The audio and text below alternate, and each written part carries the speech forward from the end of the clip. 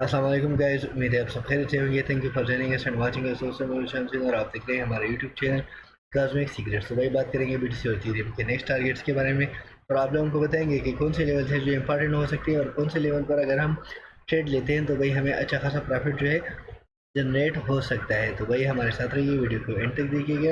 And जो दोस्त हमारे चैनल में नए हैं उनसे गुजारिश है कि चैनल को सब्सक्राइब करें एंड वीडियो को लाइक करें।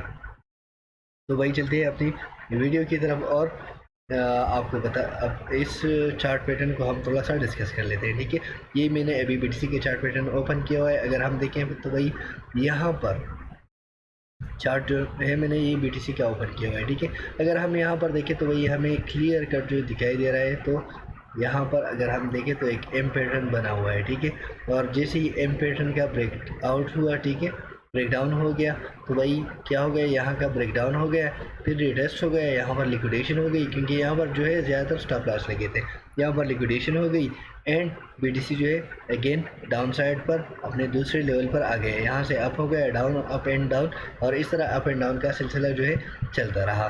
तो भाई अब यहाँ पर देखिए, यहाँ पर हमारे पास कौन सा पैटर्न बन रहा है, यहाँ पर डब्ल्यू पैटर्न बन रहा है। ठीक है, अगर हम यहाँ पर देखें तो बाई डब्ल्यू पैटर्न बन रहा है, लेकिन यहाँ का ब्रेकआउट नहीं हो रहा। ठीक है, यहाँ का ब्रेकआउट जो है ये नहीं हो रहा, तो इसी वजह से मैं ये लाइन को ज़रा येलो करके आप लोगों को दिखा देता हूँ।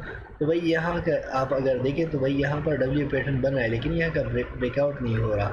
और अगर हम लोअर टाइम फ्रेम में देखें तो भाई लोअर टाइम फ्रेम में अगर इन कैंडल्स को हम देखें तो आप लोगों को समझ आ जाएगा कि भाई लोअर टाइम फ्रेम में क्या चल रहा है। ठीक है, ये मैंने 4 आवर टाइम फ्रेम ओपन किया हुआ है। अगर हम यहाँ पर देखें तो भाई यहाँ पर भी हमें जो है एक डब्ल्यू पैटर्न दिखाई दे रहा है। ठीक है, एक क्या बन रहा है, डब्ल्यू पैटर्न दिखाई दे रहा है, लेकिन यहाँ का ब्रेकआउट जो है 26,500 का लेवल जो है इसके लिए पार करना मुश्किल हो रहा है। ठीक है, अगर ये लेवल जो है ये बीटीसी पार कर लेता है तो भाई बीटीसी नेक्स्ट टारगेट जो है 27,400 तक, ये फिर 27,400 एंड 500 तक फिर बीटीसी जा सकता है। और अगर डाउन ट्रेंड पर मैं बात करूँ तो भाई 26,000 यहाँ पर अभी इसका जो यहाँ सपोर्ट बन रहा है। ठीक है, 26,086 यहाँ पर इसका सपोर्ट बन रहा है।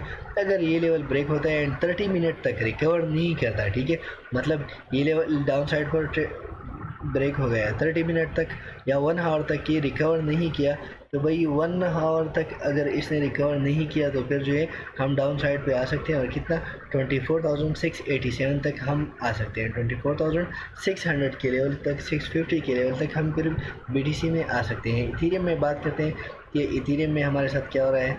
तो इथीरियम को अगर हम देखिए 1800 के ऊपर अभी करंटली इथीरियम ट्रेड हो रहा है।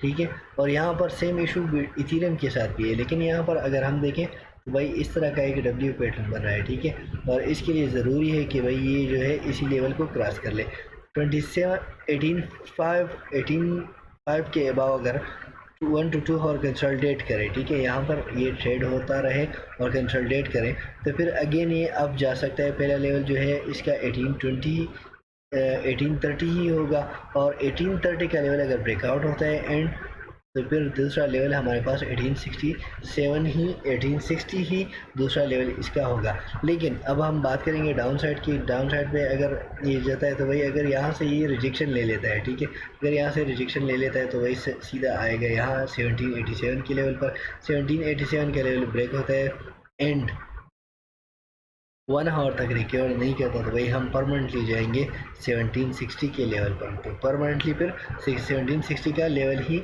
जो है इसके लिए होगा। और अगर हम बात करें यहाँ पर अगर 4 आवर टाइम फ्रेम की, तो मैं समझता हूँ कि इसका सपोर्ट अभी यहाँ पर 1777 पर ही होना चाहिए। ठीक है, 1777 पर इसका सपोर्ट है।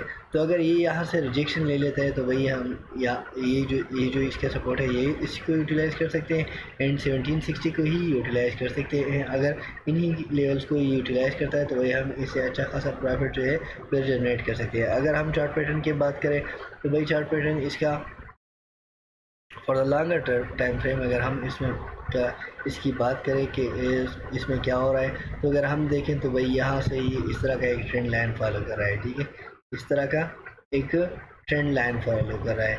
तो अगर 18 यहाँ पर, सॉरी, ओपी मेरे पास क्लोज हो गया है, इथेरियम का है। सॉरी ओपी कैन जो है ये ओपन हो गया है। अभी इथेरियम की बात हम कर रहे थे, तो इथेरियम का मैंने आप लोगों को कहा था ना कि हमने जो कल रात जो हमने वीडियो बनाई थी, मैंने आप लोगों को कहा था कि भाई ये 3 स्टेप्स हमने यूटिलाइज़ कर लिए हैं, ठीक है। और 3 स्टेप्स अगर हमने यूटिलाइज़ किए हैं तो भाई हम अभी इक्विलिटी पर है, ठीक है। हमने जो ट्रेड लिया था इसमें इथेरियम में वो हम इक्विलिटी पर ही है और हम ना प्रॉफिट में है ना लॉस में है, ठीक है।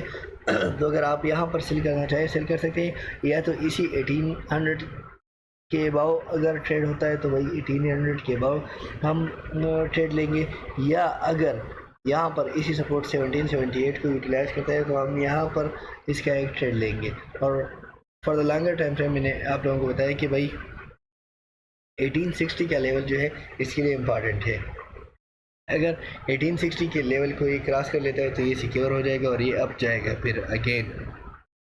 सो गाइस, अगर आप लोग ट्रेडिंग करते हैं तो मैं आप लोगों को मशवरा दूंगा कि भाई बेंक्स एक्सचेंज आप लोग ज्वाइन कर सकते हैं for the future trading, and mix global exchange जो है आप लोग स्पॉट ट्रेडिंग के लिए यूज़ कर सकते हैं। Thank you for guys for watching. अगली वीडियो तक अल्लाह हाफिज़।